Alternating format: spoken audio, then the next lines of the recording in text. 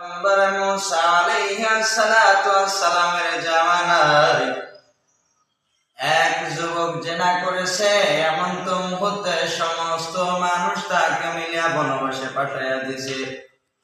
এমন তো মুহূর্তে পয়গম্বর মূসা আলাইহিস সালাতু ওয়াস সালামের জামানায় সেই উম্মত গভীর জঙ্গলে বনবাসে তাকে পাঠিয়ে দেওয়া হয়েছে।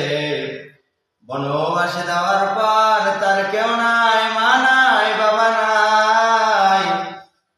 যুবক চিন্তায় পড়ে গেল, তাদের সাথে আমি সারা জীবন কাটাইলাম, আজ তারা আমার পাশে নাই, আমার কি হবে? আমি 2-3 দিন হয়ে গেল কিছু খাই না। মূসা আলাইহিস সালাতু ওয়াস সালামের উম্মত চিন্তা করলো, মালিক, আমার মনে হয় আমি আর বেশি দিন বাঁচবো না, না খেতে পেয়ে পানির পিপাসায় আমি মৃত্যুবরণ করব। কিন্তু আমার বিশ্বাস তুমি রহমান, তুমি রহিম।